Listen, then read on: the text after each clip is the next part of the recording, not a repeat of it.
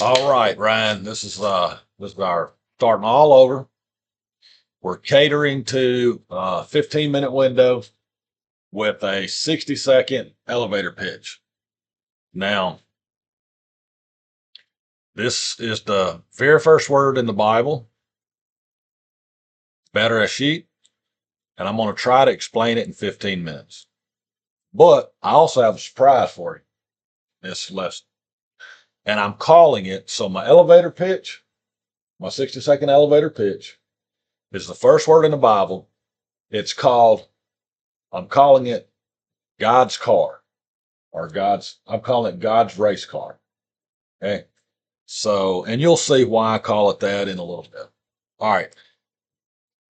Let me try and teach this first word, but you're my guinea pig. I need you to understand it, right? If you understand it, then I'm assuming the audience can understand it. All right. The first word is better a sheep. Now, we figured out in my last lesson, I've told you what the problem is. The problem, it boils down to language. And every language on the face of the planet is a punishment. And it is a punishment because we refuse to call upon God and give glory to his name. So he's punished us, so that it is very difficult for us to find out what his name is and give glory to his name. Now, I am trying to overcome the confounded languages. As I told you, Yeshua sent message out to the whole world. Speak in tongue, interpret, prophesy. If you don't have those gifts, then what does the Bible tell you to do? Pray for them. Ask for them. Because unless you speak in tongue, interpret, and prophesy, you have a big problem. It can be done very easily by speaking in God's holy tongue. That is what speaking in tongue is. So it's I've caught that Hebrew is a doppelganger. Hebrew looks like God's tongue, but it's not. It uses the same sound, same letters, And this, what I'm on the screen, is what we call modern day Hebrew. So basically, what we would call Hebrew is just another confounded tongue. And you can trace it from pictures to what we have on the screen. So what we have on the screen, that is not God's tongue. This was never, Moses has never seen this before. And Moses is the one who wrote the first word in the Bible. Moses would have no clue what any of this is, English or this so-called Hebrew. Moses would be aware of some of the older scripts, but not this block letter script. So just so we're clear, this English language on the screen, I'm literally telling you this is a punishment from God because you refuse to give glory to his name. This is why everything is so difficult. So how hard is it to overcome the English? Well, that's overcoming the punishment of confounded languages. What if we go back to this so-called Hebrew and learn it? As I was saying before, you're in the same boat. It doesn't matter if you are a fluent Hebrew speaker, you will not understand, because what I am trying to teach you has got nothing to do with modern day Hebrew. That is just another confounded tongue, confounded language.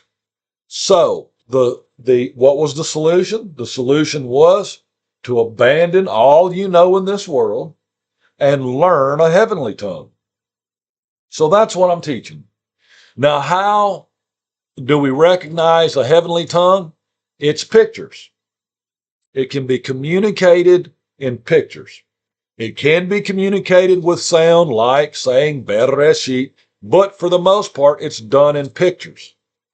That means I need to take the first word in the Bible here, and I need to interpret it in a way where you understand it. And it needs to be so simple that a child understands.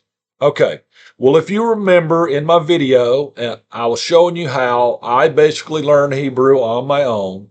And all I did was I just learned common patterns. The problem is that this word right here can be broken down several different ways. There are three main ways to break this word down. Okay. The first way is what we're going to call the Hebrew way. This is how a person who speaks Hebrew would break this down. It all starts with a root word. The root word is a three-letter word, and it's rosh, and it simply means head. Okay.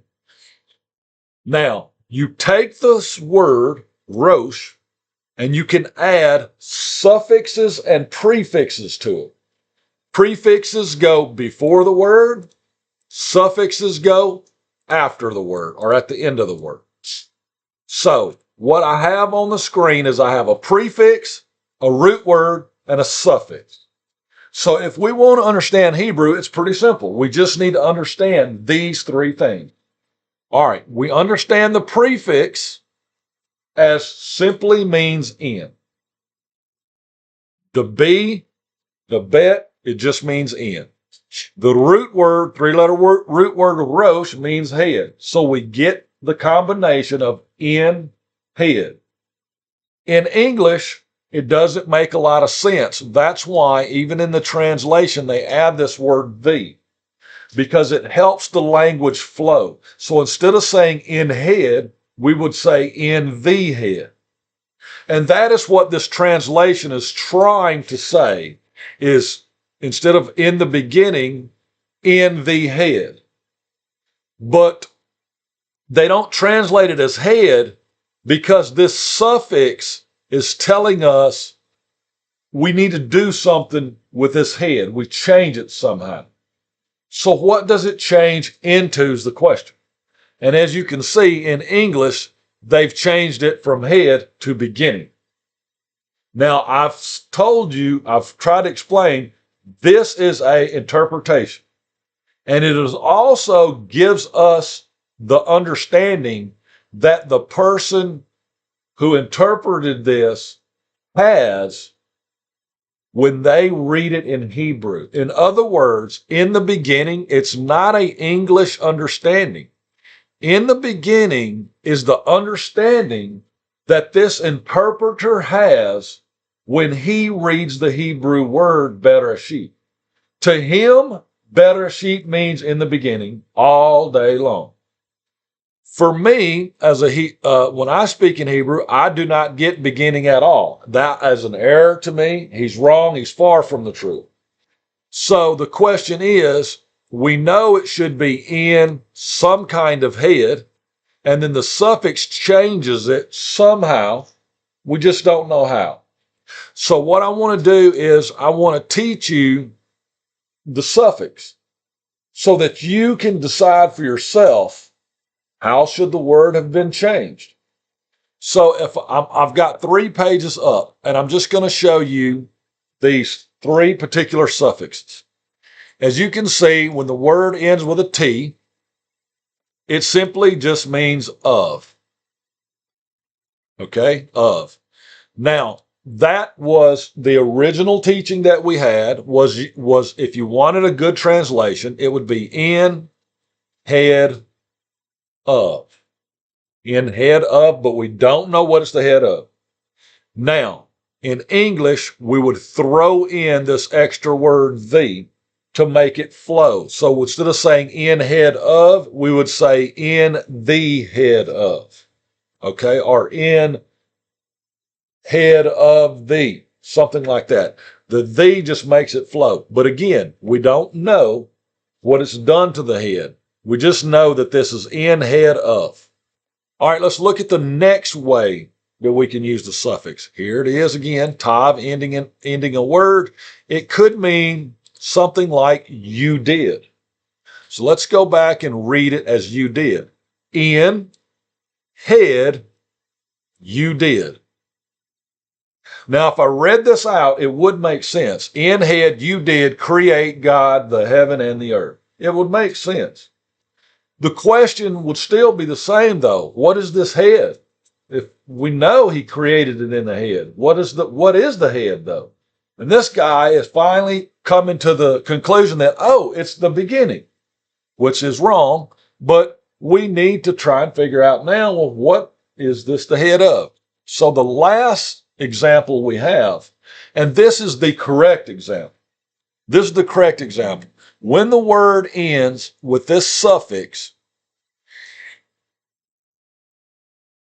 well, I don't want to give you my explanation because I don't want to mislead you. I want to give you the example that it gives and then see if my explanation makes sense. So what this is called is a diminutive. And if you think of the word diminish, right? Diminish is to lessen. Okay. This is a diminutive. It is a diminutive form of whatever word we're talking about. So it gives us two examples. One is sack and one is cough. A sack is just the way it sounds. It is a sack. The other one, a cough, is a spoon. So if I wanted to change this sack into something a little bit different, I would just add this same ending, the suffix to it, and it would become sakit. So same thing with the cough. I have a cough, I want to change it, I add this ending and it becomes kafit. So this eat ending, this little ending, it does something when you add it to a word. The question is, what does it do? What is it doing to the word? So let's look at the two examples and see if we can get an understanding of what it's done. It takes the word sack. We all know what a sack is, a sack of potatoes, right? And you change it from sack to sakit. And it changes it from sack to bag. So we went from sack to bag. Now notice bag and sack, they're very similar. As a matter of fact, you could probably ask for either one. You could say, give me a sack or give me a bag. And you'll be accomplishing the same thing. We just need to understand there's a difference between a sack and a bag. All right, well, let's take the next example. Kaf, kafit is spoon versus teaspoon. So, in the sack version, we don't really get a good understanding. In the spoon version, we get a better understanding. The understanding is basically the difference between spoon and teaspoon is, if I say it in English, it's going to make perfect sense. If the difference between kaf and kafit is the difference between big spoon and little spoon. Does that make sense? So I'm going to say, give me a spoon. If I say, give me a spoon, you could give me either one, a big spoon or a little spoon. But if I say, give me a little spoon, that specifies it needs to be the little one. We don't want the big one. Same thing with the sack and bag. In this example, the sack is the big version, the bag is a smaller version. Now, whether that's true in English or not, it's irrelevant. It's just trying to help us understand. So that's what diminish means. This is diminutive. And basically, if we had to put it in English terms, I'm using the word smaller version. So if I take a spoon or a cough and I add this ending, it just means give me a smaller version. That's basically all it means. All right, so let's go back to our example now, and let's apply this to our example. So we have the prefix in, we have the root word head, and we have the suffix noun that just means give me the smaller version. There's a problem. We don't know what this head is referring to. So when it says give me a smaller version, what in the world does that mean? Well, I have brought, and I've put this in, I put this on this open office sheet so that so everybody can see. In Hebrew, it's the first line is telling us in Hebrew, it's bereshit. It's spelled out in English, so anyone can say this word, bereshit. I've taken out the vowels basically taken out all the spaces, squished the word together so that we have, it's not Bereshit anymore. It's Brasyt. It's impossible to pronounce. It doesn't have any vowels in it. I've took each letter, and below each letter, I've put down the picture that it represents, okay? And I went and I wrote down the suffix, which is the last two pictures, what those last two pictures mean. And it means of, you did, or a smaller form, which is a diminutive. It's one of the three. And I can tell you now, it is the smaller form or the diminutive form. However, you know in our lessons, when we use of, it works fine. If you use you did, it'll work fine. But the more accurate is the smaller form. So what I did is I've went down here and I've wrote down 3 different interpretations of this word. Remember, there were 3 different ways for us to break this word down when we do not use Hebrew. When we're looking at this like a puzzle, it's just a bunch of pictures. And these pictures can be broken down into 6 individual pictures, or we can break it down like you would if you read the Hebrew language. And it would be 1 picture, 3 pictures, 2 pictures. It would be a group of 1, a group of 3, and a group of 2. It'd be a prefix, a suffix, and a root word. There's a third way to do it. And this was how I was showing you the way I was trying to put together patterns. We have a pattern in this word that we simply have to, we got to answer this pattern. Whether it's used or not is irrelevant. And the pattern was that we have the second word, bara, inside of the first word. And it's the first 3 letters in that word. So that forms a pattern. Bara means create. So even though I don't want to, I have to consider this is a pattern God wanted us to know. And we know the first 3 letters mean create. We went over that in our bara create lesson. The question is now, what do the last 3 letters mean? We still have the same 2 last letters that simply is a suffix. We know what the S is because it's a shin. It's a separation.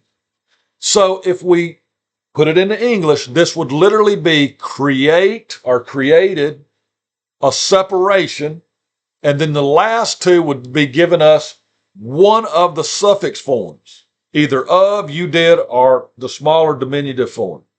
Now, regardless whether you understand or follow along, I'm fixing to show you on the screen so you can, it all makes sense, okay? Then I'm going to go back and I'm going to show you the 6 breakdown pictures, and I'm going to give a different example, and it is just for you, Ryan. Like you know, you always want to know, when's YeHoVaH talking to Ryan, right? Like everybody's watching. It's like, who's he talking to?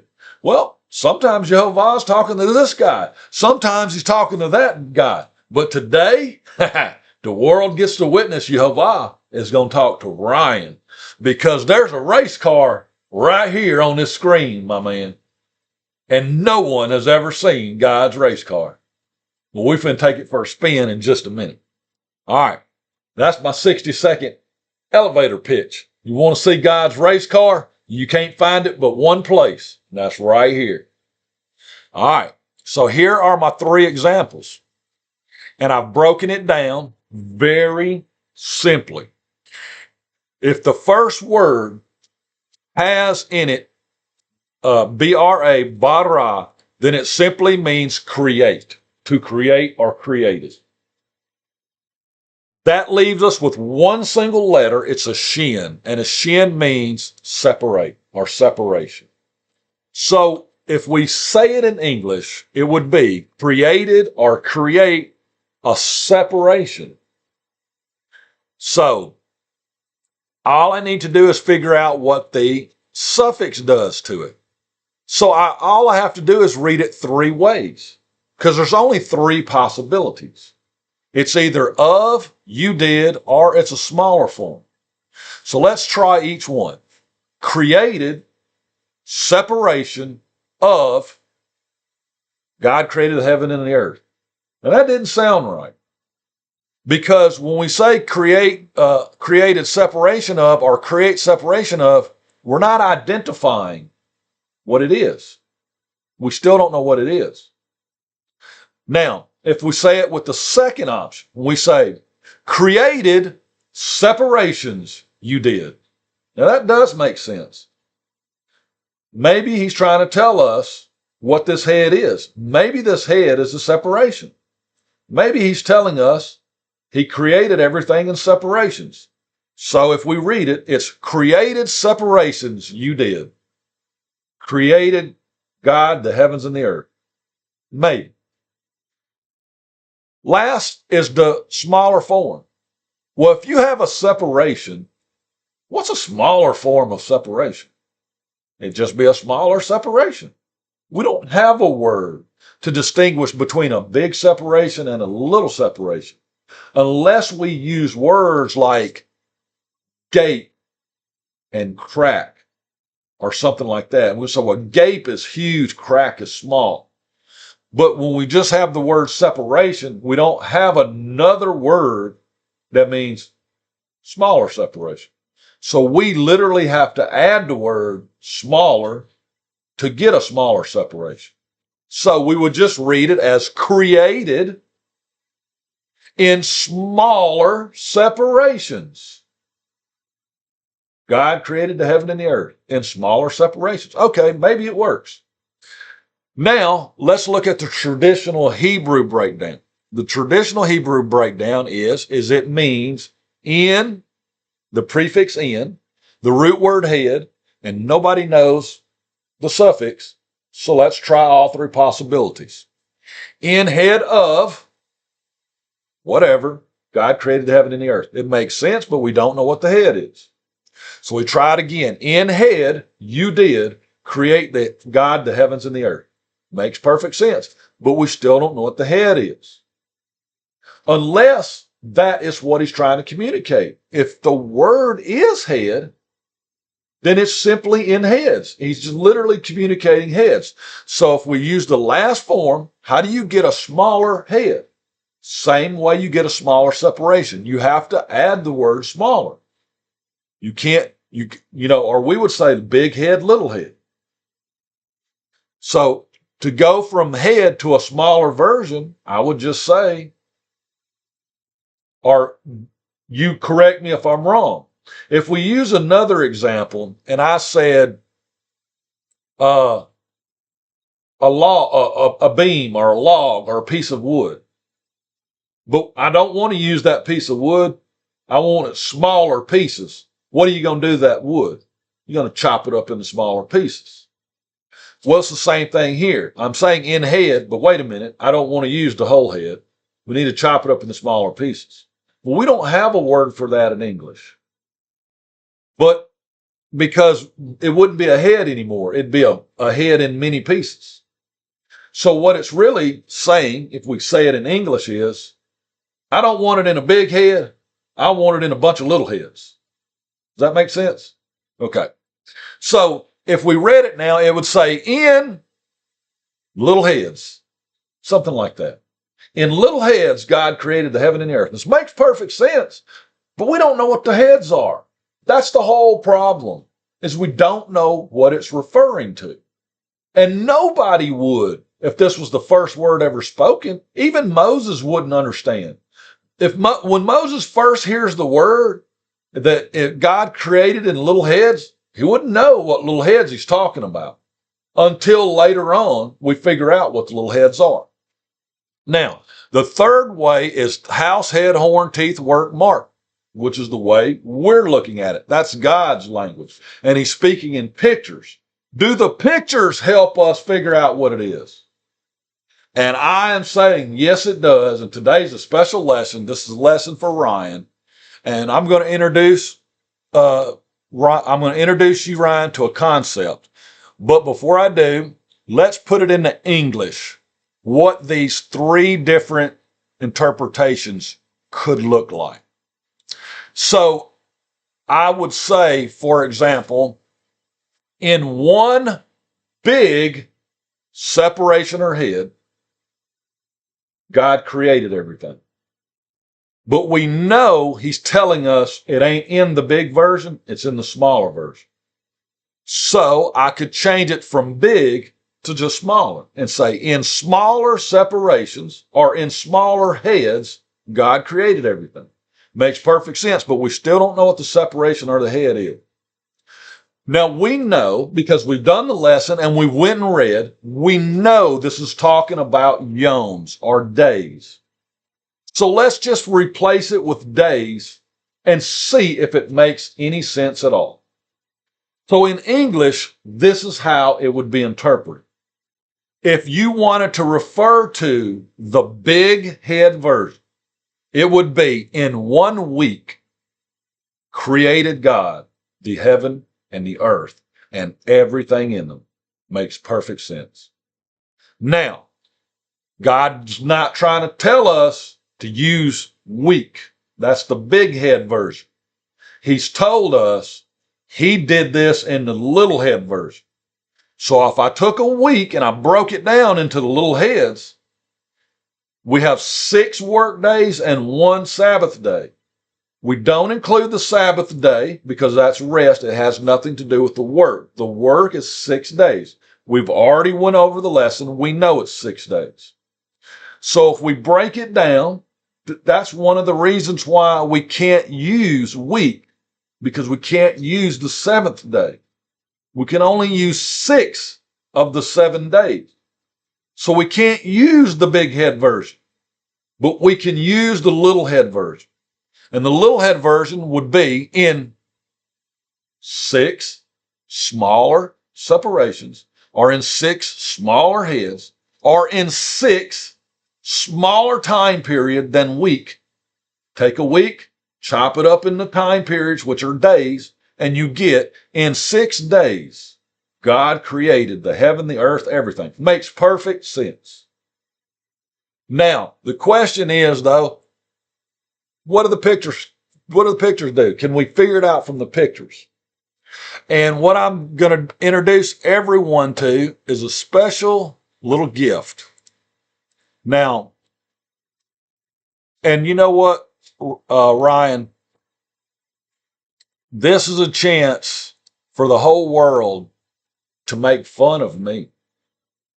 Because if I tell the world that I can prove that YeHoVaH is the one true God, because this understanding he gave to me. He gave it to me as a reassurance that, Billy, you got it correct. And it's like, well, why is it so complicated? It's not complicated. He had to explain it to me. Billy, this is so simple. A small child can understand. I was like, well, this is taking a long time to teach, and people aren't getting it. But they're not my children, Billy. You're my child. You're my son. This is for you. Okay. Thank you, Father. I believe that with all my heart. Thank you for this interpretation. But what about Ryan? Because I know for a fact Ryan doesn't know. So, this might get to you, Ryan. What about if we prove to the world that you're another son? Because he gave me the house, head, horn, teeth, arm interpretation, and I understand like a small child. But I know you don't yet. So this one's for you, buddy, to prove to you he's real, buddy. He's real. And even you can benefit from starting all over again. And the very first word in the Bible was hidden the whole time. I'm calling it God's race car. And if you would have just done your job like I told you to, it would have jumped out and slapped you in the face. And you would have been racing that car all around the world teaching people. But you haven't been doing your job. This is proof to you that he's telling you the truth. He's speaking to you. And this is how simple it is if you'll just do your job. So if I break this word better sheet down into 6 pictures, I have a house, a head, horns, teeth, arm, and a mark. And I'm going to start from the mark and I'm going to go backwards. And I'm going to use a race car as an example to explain the first word in the Bible. The first word in the Bible, whatever it is, it leaves marks. So if I look at my example, the race car, what on the race car would leave a mark? It would be the tires. The tires are going to leave a mark so that when you go, you can find out where that race car's going. You just follow its tire tracks. It leaves a mark wherever it goes. Does that make sense? That's like perfect common sense. Okay, well, we have another picture. It's an arm. And it simply means to work. And what is it working? It's working the mark. It's making the marks. So in our car example, what is it that does the work and makes the tires turn?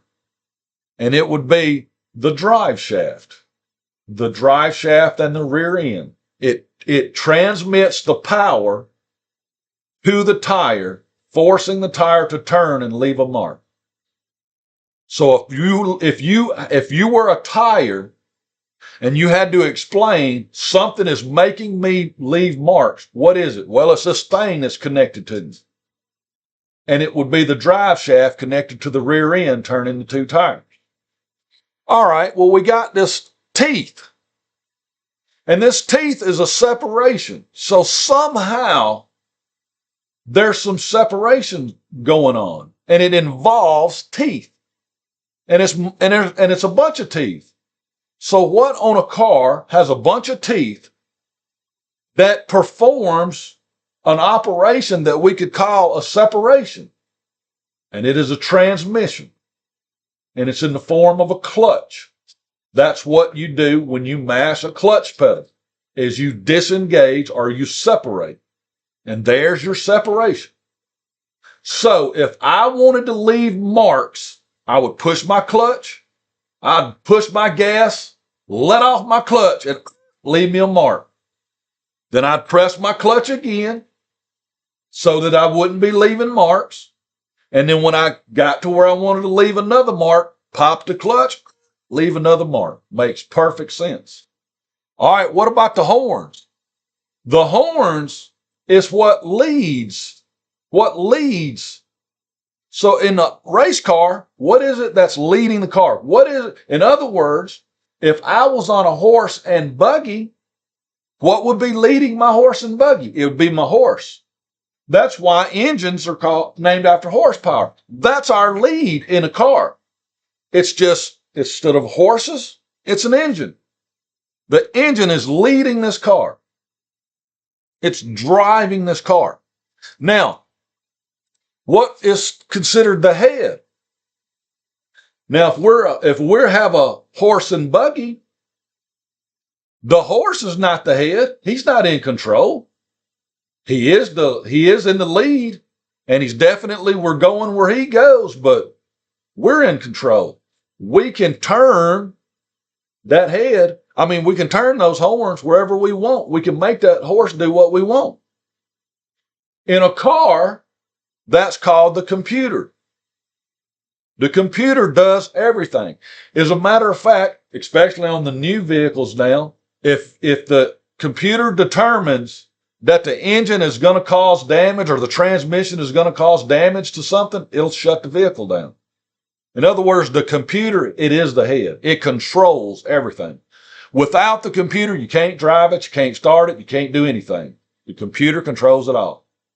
Now, what is the house? Remember, the house is what we call a body. So what's the body? Well, that's why we have what you call body men that work on cars all the time. And it's simply the car's body. Now, I wrote car because we're using God's race car. But this could be a truck. It could be a plane. It could be a train. It could be anything. That's the problem, is we have not defined over here what we're talking about. Just like over here, we haven't defined what we're talking about. But if we put those 6 things together, I know exactly what we're talking about. What do you call something that has tires, a drive shaft, a transmission, an engine, a computer, and a body? And we go get in, boom, I'm calling it God's race car. But what's it actually called? What is it? Because there's many forms of them. It don't have to be a car. It could be a truck, could be a bus. We simply call it an automobile. So this is an example of if I didn't understand the word automobile, if I didn't have a word, how would I communicate to somebody this is an automobile? Well, I would have to say, I would have to make it a category where you can check all the boxes off. Well, does it have tires? Does it have a drive shaft? Does it have a transmission? Does it have an engine? Well, you know what? That sounds like an automobile. And that's exactly what the Bible's trying to tell us. What kind of automobile is it? It's not telling us what kind it is. It's telling us the overall category.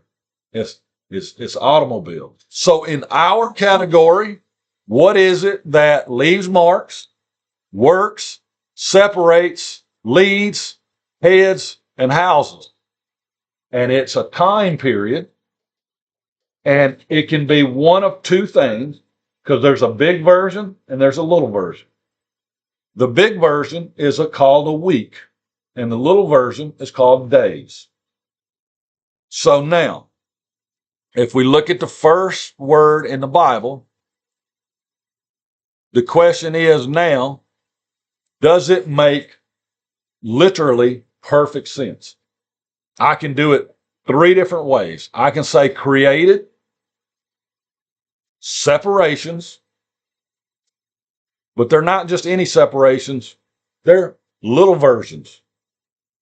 So weeks, for example, are separations in a year. You can separate a year into weeks, but it's not asking for the week. It's asking for the smaller separation, which are days. So we go to the second way we can translate it, which is the traditional Hebrew way. The traditional Hebrew way, we have 3 parts. We have a prefix, which means in. We have a root word that means head. And then we have this that's telling us we don't want the head, we want the smaller version. So it's in the head, smaller version. And we know what head is. It's a period of time. It's days. In this case, it's a week. So if we wanted to say, instead of the smaller version, if we wanted to just use head, we'd be referring to a week. But we can't, because we're minus 1 day. We can't use week because week would infer all 7 days.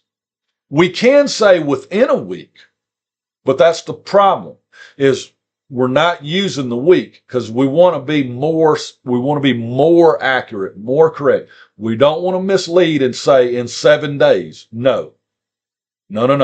This is in smaller version, not a week. This is days. So this is in head. What kind of head is it? It's a time period. And it's a smaller version of time period. It's days. And if you look where God puts the sun, moon, and stars, he says, let them be for what? Years, months, days. Days is the little version. It's the little version he's talking about that he created in. God created in, and how many of these little versions? 6 days.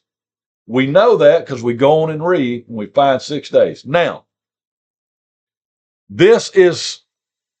Dr. Michael Brown would say, oh, you're making stuff up. No, we're not making stuff up. I'm not going outside of the Bible to find my answer. My answer's right there in the Bible. And it's plain as the nose on Dr. Michael Brown's face. This is in a head of some kind, and it is a smaller version. Head is referring to a period of time, which they mistranslate as beginning. And now we understand. It is a 6-day period, which we would want to refer to as a week, but we can't. We're missing a day. The rest day is not included in the creation. The rest day is separate. So God is telling us, no, I didn't do it in a week. I done it in 6 days. And we have the same author, Moses, who tells us time and time again, for in 6 days, God created the heaven and the earth.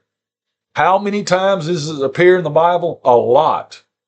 It's like, it's as a matter of fact, it appears so many times, it becomes a phrase. And the phrase in the first sentence of the Bible is what I call the short form. If you wanted to hear the entire phrase, it would be, for in 6 days, God created the heaven, the seas, the dry land, and the sun, moon, and stars, and all the life in the air, all the life in the water, and all the life on the land. But that's a lot to say. So it's shortened. It's shortened to the phrase. In the beginning, God created the heaven and the earth. It's just a phrase. Heaven and earth is a phrase now. It's a catchphrase, but it's a short and abbreviated form. And whenever you hear heaven and earth, you're supposed to already know it includes all the things in heaven, which are the sun, moon, and stars. It includes everything in the seas, which is all the water life and all the birds, the life in the air. Then it includes the land and all the life that's on it or in the land. And all of it together gets the nickname heaven and earth. Now, obviously, we don't want to use the word heaven because it's referring to outer space. We don't want to confuse it with God's throne. So we want to say the way the Hebrews would use it, Shamayim and Aretz. And it's a short form. All through the Bible, you will see people say, for example, I call to witness Shamayim and Aretz. And it's saying, like some people say, well, how do you know God exists? Well, go out and take a look. Everything that you see is a witness. It bears witness to God as created. In other words, Shamayim or outer space and everything in it bears witness. Ha'aretz or the earth and everything in it bears witness. So it becomes a little catchphrase, heaven and earth. Now, this first word, Bereshit, now, if you use the same pictures, right, as I was saying, this is referring to some kind of head, but we don't know what kind of head it is. The same thing could be applied to automobiles. Now, how do I know that I can use this word with the automobile? Because they use this word with king's reigns. So you can use it with anything. That doesn't mean you're making it up. It just means whatever subject you use this word with, it needs to make sense and go with the picture. If you translate it as in the beginning, that don't have nothing to do with the automobile. We can never get an automobile from it. But if you say, oh, it's something that marks, it's something that works, it's something that separates, it's something that leads, it's something that heads, it's something that houses, oh, that's automobile does that. Aphrodite, go lay down. So we can use... Now. So you can use this word, Bereshit, you can use it for anything. As long as it's used the way that it's supposed to be. And how do we know how it's supposed to be used? We have to interpret the pictures. That's the only way to do it. And I was showing you there are 6 times 5 times 4 times 3 times 2 times 1 combinations of how we can use this word. There's lots of ways to do it. We don't have time to go through 6 times 5 times 4 times 3 times 2 times 1 combinations. And who knows, maybe we haven't even lived long enough to use every single combination. I don't know. We would literally have to map out every single possible way to understand this word, and then we'd have some 200,000 ways to use it. But obviously, I'm applying it to English right now with the English word automobile. Now, whatever the word is in Hebrew for automobile, it'd be the same thing.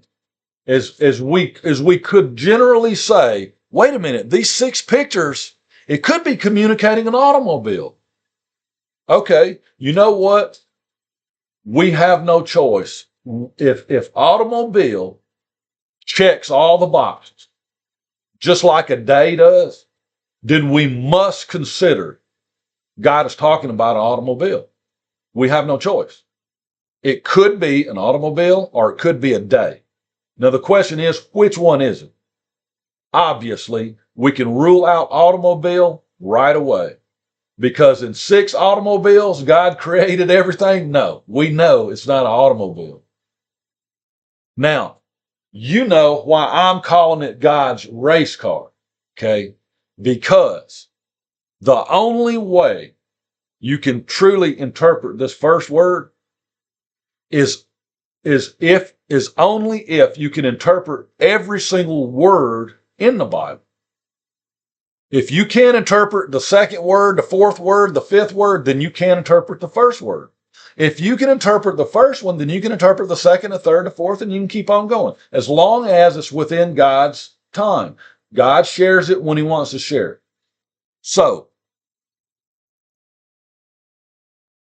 well, Ryan, my question to you is, do you now,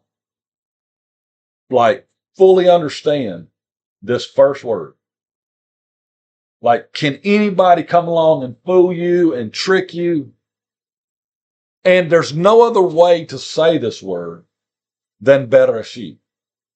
When people ask for an interpretation, if I had to put it in, let me ask you, if you had to put it into English and somebody asked you to interpret that word, what is it they're really asking you to do? If you put it in the English words, what is it they're asking you to do by interpreting this word? Now, to help you give the answer, let's go with the one word you know. You know the one word, the number one word. Somebody says, you know what, Ryan? Interpret that for me. What are they really asking you?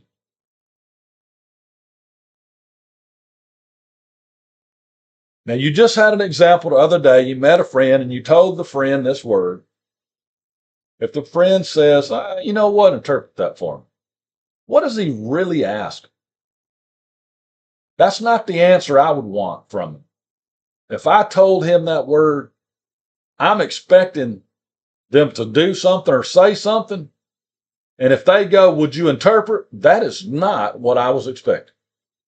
So what is it that person's actually doing when they go, could you interpret that for me?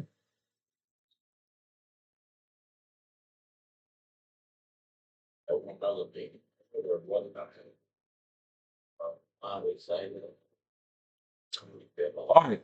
So now, of course, when I tell you, it's going to make perfect sense. But think about it. If, for example, if I introduced myself and said, my name is Billy,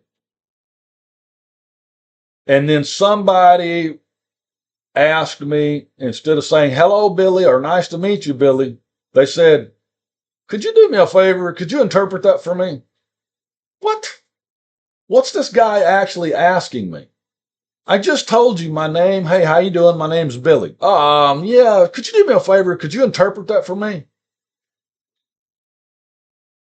That's exactly what's going on. In case the audience didn't hear, Ryan says, well, he's trying to change your name. But he's not changing it. He's trying to get you to change it. He's not okay with the name you gave him.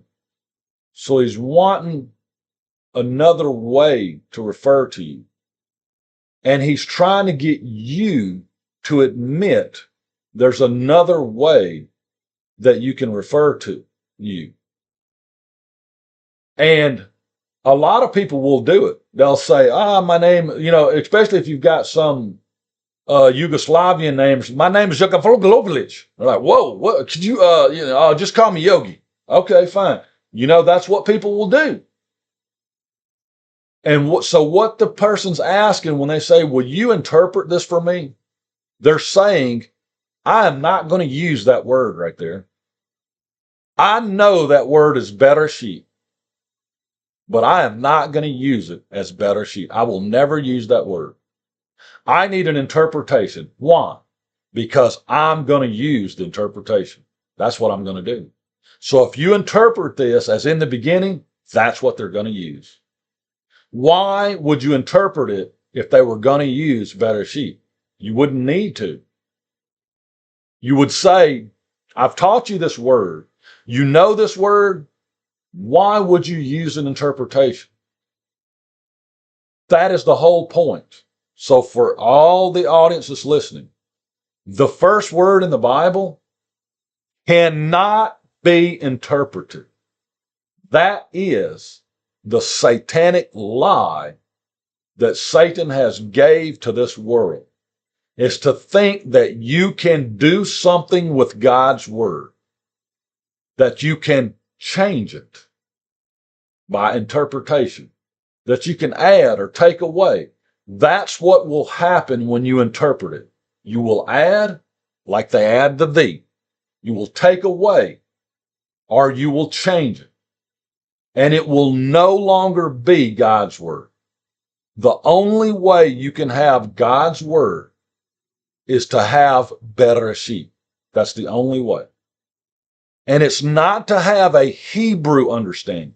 No. The Hebrew understanding is just like a confounded language understanding. It is either adding, taking away, or changing. No. We need to know this is the voice of God. This is what come out of his mouth. This is his voice. These are the words he spoke. And the words that he spoke that come out of his mouth is just like the breath that was breathed into Adam. It is a spirit. It is a life. It is the same word, the same voice that was manifested into the flesh of Yeshua, our Messiah. And for you to ask me to interpret the Messiah for you, it means you're refusing to call on Yeshua as Messiah. And what you're doing is a sin. It's a satanic thing. And you're having faith in another voice, in another God, instead of the one true God. If you believe in God's words, then God himself has told you in the beginning, which is supposed to be Bereshit. Bereshit. That is the word. Shouldn't say word. It should say the voice. Bereshit. That's the voice of YeHoVaH.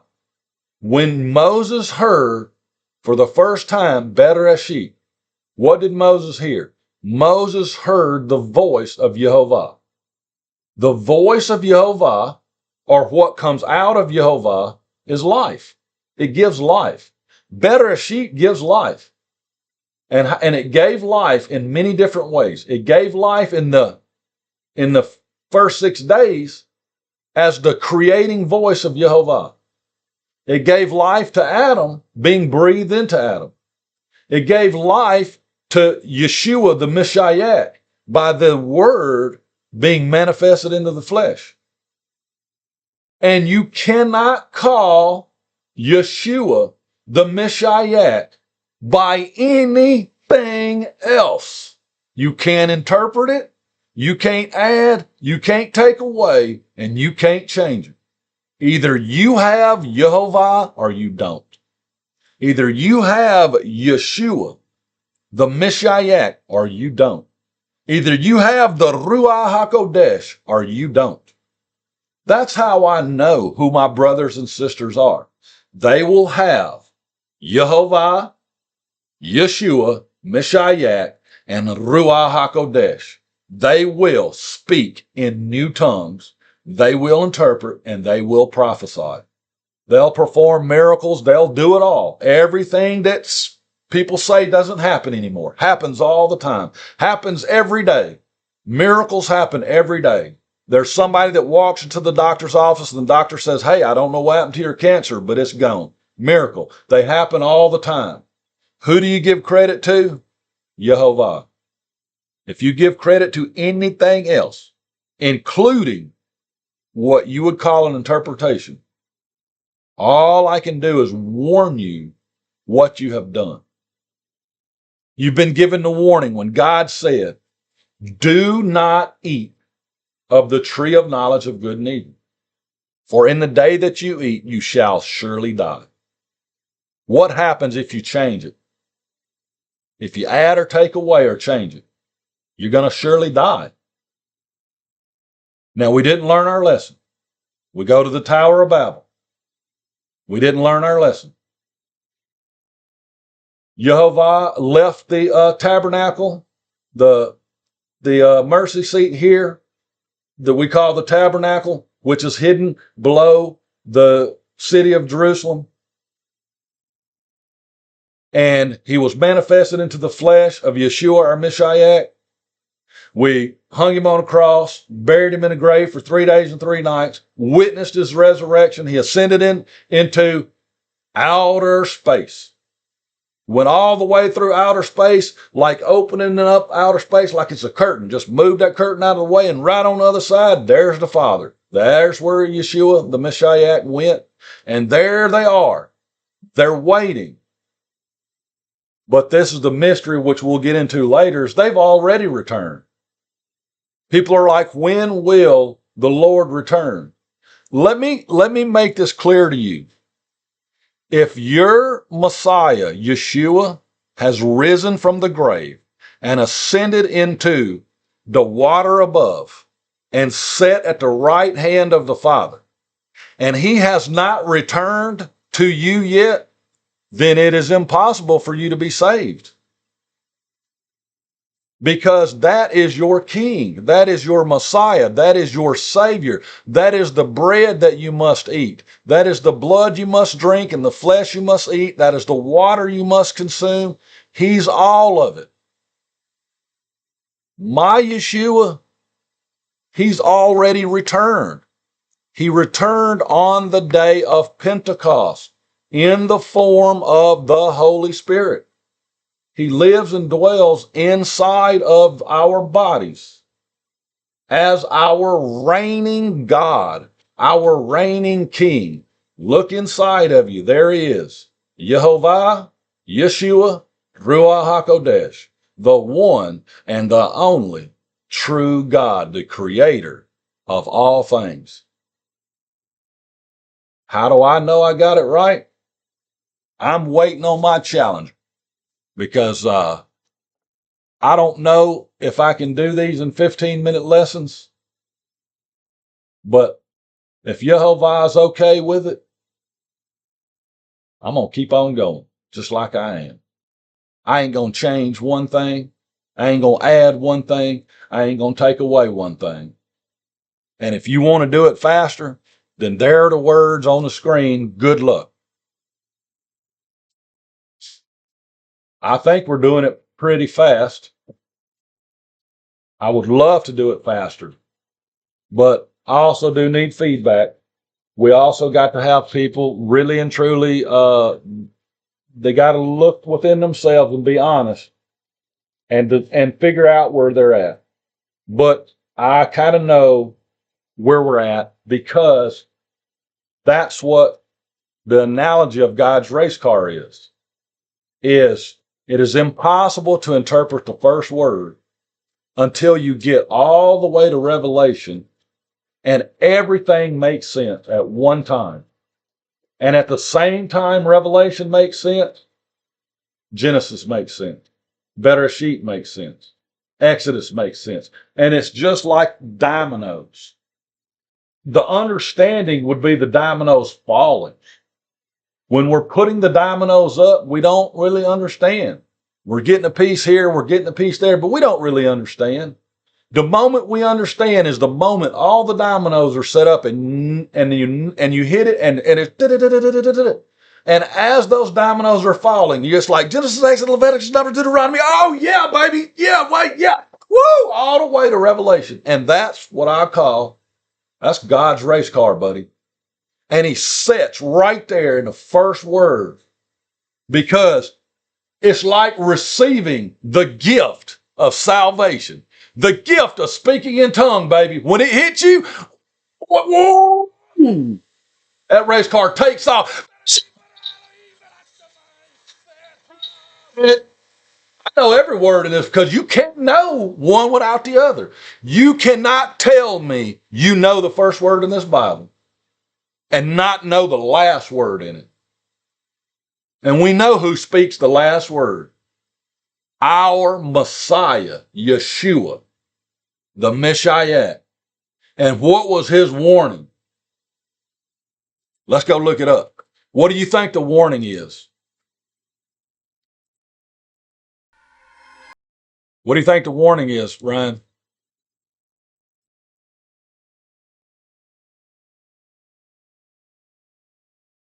For I testify unto every man to hear the words of the prophecy of this book.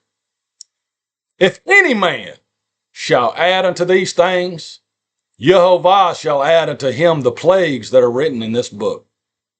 And if any man shall take away from the words of the prophecy of this book, YeHoVaH shall take away his part out of the book of life, and out of the holy city, and from the things which are written in this book.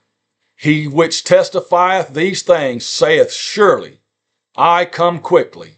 Amen. Even so come Yeshua, Messiah, the Son of YeHoVaH. If you believe, I got news for you. He's already here, baby. He's already returned. He's just waiting. You don't want the Father to get up off of the throne and descend to this earth, because we all know what day that is. That's Judgment Day. That's the last day, the final day. And that's it. There's right now, but there is one more message. There is something holding the Father back, because we know there's this big separation we call outer space in between us. And as we go along, we haven't seen the end of that outer space yet. You know what I'm talking about, Ryan. The audience doesn't.